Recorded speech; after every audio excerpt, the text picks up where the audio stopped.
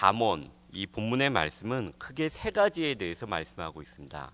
첫 번째는 우리의 말에 대해서, 두 번째는 예배에 대해서, 그리고 세 번째는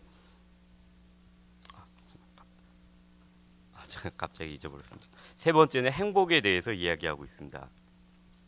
오늘 본문의 첫 번째 말에 대해서 보면은 오늘 본문의 1절부터 4절을 이렇게 계속해서 읽다 보면은 생각나는 사람이 있습니다.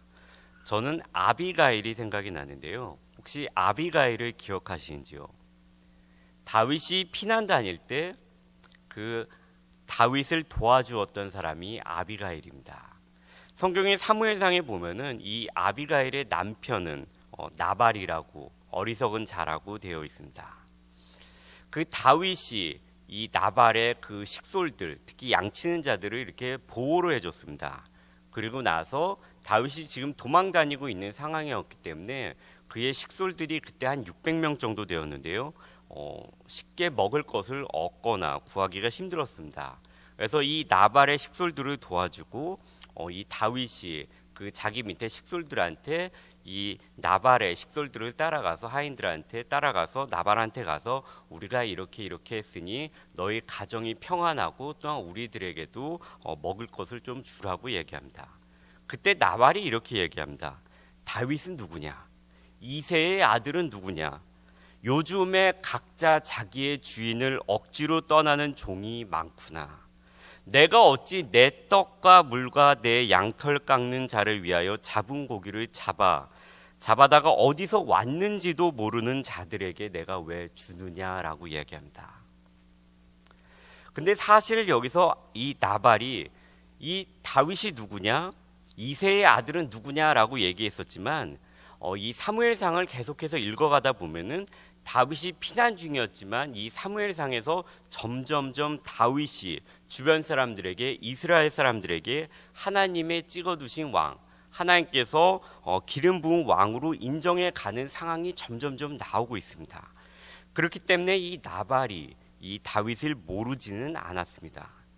그러나 이 나발은 유순하지 못한 대답, 오늘 본문에 나와 있는 이 유순하지 못한 대답을 함으로써 다윗에게 분노를 일으키게 합니다. 그래서 다윗이 그의 부하들에게 명을 내립니다. 각기 칼을 차라고 이야기합니다. 그러면서 내일 아침까지 여기 있는 이 남자들을 모두 다 살려준다면은 하나님께서 내게 벌을 내리실 거다라고 얘기하면서 복수를 다짐합니다. 이때 이것을 알고 있는 나발의 하인 중에 한 명이 그 나발의 부인인 아비가일에게 가서 급히 이렇게 이야기합니다. 다윗이 우리 주인에게 문 하나로 광야에서 전령들을 보냈거늘 주인이 그들을 모욕하였나이다. 그러면서 이렇게 얘기합니다. 그 하인이 주인은 불량한 사람이라 더불어 말할 수가 없는 자입니다 라고 얘기하면서 아비가일에게 이제 어떻게 할지를 우리에게 가르쳐 주옵소서라고 이야기합니다. 그래서 아비가일이 급히 떡하고 포도주를 싸서 먼저 전령을 보냅니다. 그리고 그 뒤를 쫓아가서 다윗에게 이렇게 얘기합니다. 내 주는 이 불량한 사람 나발을 개의치 마시옵소서. 그리고 나서 이렇게 다윗이 복수하려고 하는 것을 막습니다. 내 주여 여호와께서 살아계심을 두고 맹세하노니 내 주도 살아계시오니와 내 주의 손으로 피를 흘려 친히 보복하시는 것을 여호와께서 금하셨으니 내 주의 원수들과 내 주를 해하려 하는 자들은 나발과 같이 되기를 원하나이다 라고 이야기하면서 이 다윗이 나발에게 친히 복수하는 것을 막게 합니다. 그래서 다윗이 이렇게 얘기합니다. 또 내 지혜를 칭찬할지며 또 내게 복이 있을지어다.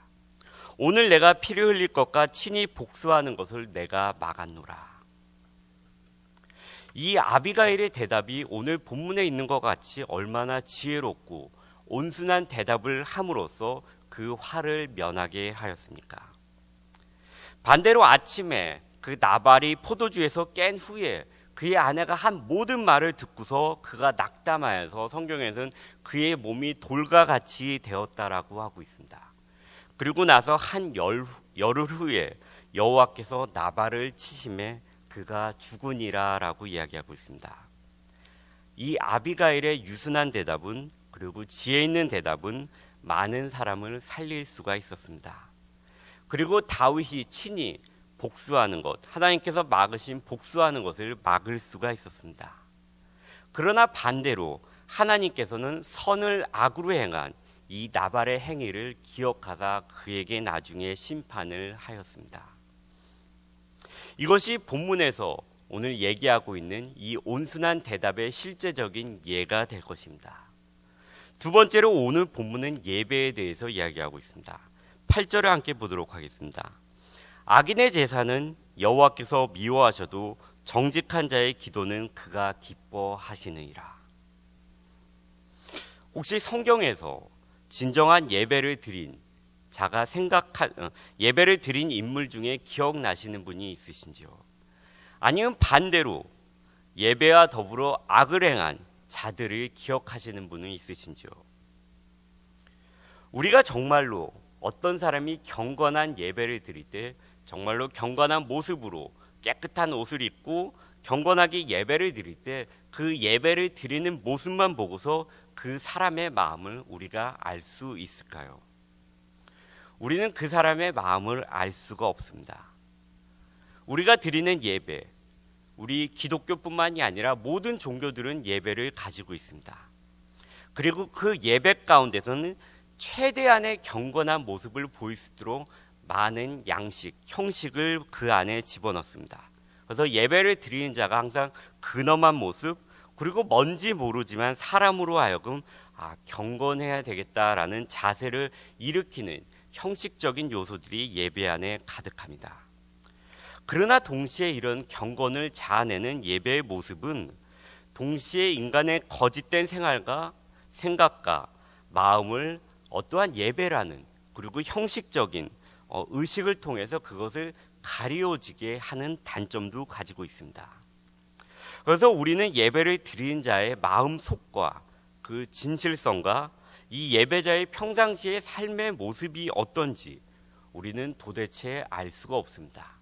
그냥 그 예배를 드린 자의 모습만 보고서 이 사람이 정말로 경건하게 예배를 드리는구나, 하나님 앞에 정말로 잘 예배를 드리는구나 라고 생각할 수밖에 없습니다. 그러나 하나님은 우리의 마음을 보시고 우리의 삶의 행동을 늘 보시기에 형식적인 제사는 받지 않으신다고 말씀하고 있습니다. 성경 가운데 대표적으로 오늘 본문에 나오는 악인의 제사는 여호와께서 받지 아니하시고 미워하신다라고 나와 있는 그 대표적인 본문은 아마 이사야서 1장에 있는 말씀일 것입니다. 이렇게 말씀하고 있습니다. 하나님께서 너희가 내 앞에 보이러 오니 이것을 누가 너희에게 요구하였느냐, 내 마당만 밟을 뿐이니라. 너희가 성회와 더불어 예배와 더불어 아울러 악을 행하는 것을 내가 견디지 못하겠느라. 너희가 손을 펼 때 내가 눈을 너희에게서 가리고 너희가 많이 기도할 때 내가 듣지 아니하리니, 왜냐하면 이는 너희의 손에 피가 가득함이라. 이것이 하나님께서 경건하지 못한 자, 악인의 제사를 미워하는 이유입니다. 그럼에도 불구하고 이스라엘 사람들은 계속해서 예배를 드렸습니다. 왜냐하면 눈에는 보이지 않기 때문입니다. 하나님께서 예배를 받으시는 것 같고 이 형식이 있는 예배 가운데 이것이 우리의 삶을, 우리의 마음을 만족시키기 때문입니다. 그러나 하나님께서는 우리의 마음을 읽으신다고 오늘 본문에서 이야기하면서 이렇게 비유를 들어서 말씀하고 있습니다. 스올과 아비돈도 여호와 앞에 드러나거든 하물며 사람의 마음이리요. 여기 스올과 아비돈은 죽음을 비유하는, 은유적으로 비유하는 말입니다. 그 당시의 사람들뿐만이 아니라 지금의 우리들에게도 이 죽음은, 그리고 죽음 이후의 삶은 알 수 없는 곳, 어떤 비밀스러운 뭔가 어두운 가운데 있는 곳으로 쉽게 기억이 됩니다. 그러나 우리가 인간이 알 수 없는 이 죽음 이후의 자리 역시 하나님의 앞에서는 투명한 거울을 비춰서 보이는 것 같이 다 보인다고 말씀하고 있습니다. 이런 인간이 알 수 없는 이 수올과 아비돈도 여호와 앞에서는 밝게 드러나거든 하물며 우리 마음은 어찌하겠습니까? 하나님께서 그 마음을 다 보이시기 때문에 그 사람이 이 거룩한 형식을 가지고 예배를 드릴지라도 하나님께서는 그 삶에서 악인의 모습이 있는 자의 예배는 미워하신다고 오늘 본문은 우리에게 가리키고 있습니다. 그리고 마지막으로 행복에 대하여입니다. 마음의 즐거움은 얼굴을 빛나게 해도 마음의 근심은 심령을 상하게 하느니라. 고난받는 자는 그날이 다 험악하나 마음이 즐거운 자는 항상 잔치하느니라. 오늘 본문에서 이 행복을 얘기하면서 얘기하는 것이 있습니다. 반복해서 쓰는 단어가 있습니다. 그것은 바로 마음입니다. 우리의 마음이 어떠하느냐에 따라서, 우리의 마음이 어떠한 상태에 있느냐에 따라서 그 사람이 고난 가운데 있을지라도 마음이 즐거운 자는 항상 잔치한다고 이야기하고 있습니다. 오늘 본문은 근데 한 가지 얘기하는 것이 있습니다. 우리가 행복에 대해서 얘기할 때 세상 모든 사람들이 첫 번째로 꼽는 것이 있습니다. 바로 돈입니다. 물질입니다. 우리가 생각할 때 물질이 어느 정도 있으면, 돈이 나에게 어느 정도 있으면 행복하겠다라는 생각을 합니다. 저 역시 마찬가지입니다. 고난 가운데 있을 때, 뭔가 물질의 어려운 가운데 있을 때, 로또가 당첨되면 얼마나 좋을까? 돈이 이만큼 있으면 얼마나 좋을까? 그럼 내가 좀 더 행복할 텐데 라는 생각을 늘 갖습니다. 이것이 인간이면 자동적으로 갖는 생각입니다. 그러나 오늘 본문은 우리에게 이렇게 가리키고 있습니다. 가산이 적어도, 재물이 적어도 여호와를 경외하는 것이 크게 부하고 번뇌하는 것보다 나으니라. 채소를 먹으며 서로 사랑하는 것이 살찐 소를 먹으며 서로 미워하는 것보다 나으니라. 어떨 때 행복하다고 느끼시는지요? 마음이 행복할 때 우리는 실제로 행복하다고 느낍니다. 물론 돈이 있을 때도 잠시 행복하다고 느낄 수 있습니다. 그러나 우리가 삶을 뒤돌아보면 우리 마음이 행복할 때 우리는 정말로 행복하다고 느낍니다. 우리가 지금 잠언서 15장을 보고 있습니다. 잠언서를 저희가 6월 달에도 계속해서 보는데요. 잠언서의 거의 중간 부분까지 저희가 왔습니다. 어떤 책에서 이 잠언서에 대해서 이렇게 얘기하는 것을 보았습니다. 잠언서는 하나님의 관점에서 우리 인간이 어떻게 살아가는 것을, 어떻게 살아가야 되는지를 가리키는 말씀이라고 얘기하고 있습니다. 그러면서 동시에 잠언서의 말씀을 우리가 문자적으로 지킨다 그래서 세상적으로 이 잠언서의 말씀이 성공을 100% 개런티하는 것은 아니라고 이야기하고 있습니다. 그러나 하나님께서 인간의 삶이 이렇게 진행되기 때문에 이것을 유의하여서 생활 가운데 행하라고 가르쳐주고 있다고 얘기하고 있습니다. 제가 어릴 때 이런 경험이 있습니다. 여기 있는 분들도 그렇겠지만 중학교 때나 고등학교 때 잠언서의 말씀을 이렇게 보면서 어딘가에 적어놓고 아니면 메모리, 기억한 경험이 있을 것입니다. 저 역시 마찬가지입니다. 저도 이제 그때 필동, 쇠필동을 썼는데 그 쇠필동 위에다가 이렇게 잠언서의 말씀을 이렇게 적어서 다녔습니다. 마음에 경외온 사람에게 있어도 그 응답은 여호와께로부터 나느니라. 그리고 내가 그 마음 가운데 길을 계획할지라도 그 발걸음을 인도하시는 이는 하나님이시니라. 이런 것들을 그때부터 이제 기억을 하면서 참 이 말씀이 좋다라고 생각을 하였습니다. 그런데 잠언서의 말씀은 우리가 잘 알고 있듯이 한 가지 한 가지 비교를 하면서 우리에게 쉽게 외울 수 있도록 잠언서의 말씀이 기록되어져 있습니다.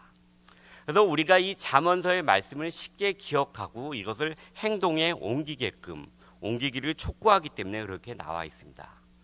그러나 제가 아까 잠깐 얘기했던 것처럼 이 잠언서의 말씀을 문자적으로 지킨다 그래서 그것이 100% 우리의 삶 가운데 내가 이렇게 했으면 이렇게 하겠지, 이렇게 했으면 결과가 이렇게 나오겠지라고 나오지는 않습니다. 가령 예를 들면은 그 다윗의 경우입니다. 다윗이 선한 일을 행하였습니다. 그리고 평안히 가서 나발에게 가서 공손하게 얘기했습니다. 그러나 그가 이 나발로부터 들은 대답은 편안한 대답이 아니었고 다윗이 의도한 결과도 아니었습니다. 그러나 반대로 즉각적으로 응답이 나타나는 경우도 있습니다. 아비가일과 같은 경우입니다. 그가 온순한 대답을 하였을 때 다윗의 화를 잠재울 수가 있었습니다. 우리가 이 잠언의 말씀을 통하여서 어떨 때는 하나님의 말씀이 바로 응답되는 경우도 있고 하나님의 말씀이 바로 응답되지 않은 경우도 있습니다. 그러나 하나님께서는 그 모든 것을 들으시고 내 눈앞에서는 그것이 이루어지지 않을지라도 나중에 다윗에게 선을 악으로 갚은 다윗을 결국에는 하나님께서 심판하셨던 것처럼 하나님께서는 모든 것을 다 결국에는 이루십니다. 그러나 오늘 본문 가운데 그리고 이 잠언서 가운데 핵심적인 말씀은 행하라는 것입니다. 아비가일이 가서 행하였던 것처럼 그리고 예배 가운데서 우리의 삶 가운데서 우리가 외우는 것만이 아니라 이것을 실제로 행할 때 우리가 이 복을 얻게 된다는 것입니다. 이 잠언서의 말씀을 우리가 외우는 것뿐만이 아니라 우리의 삶 가운데 실제로 기억하고 행함으로써 아비가일과 같이 그리고 하나님께서 약속하셨던 복을 늘 받을 수 있는 저와 우리가 되었으면 좋겠습니다.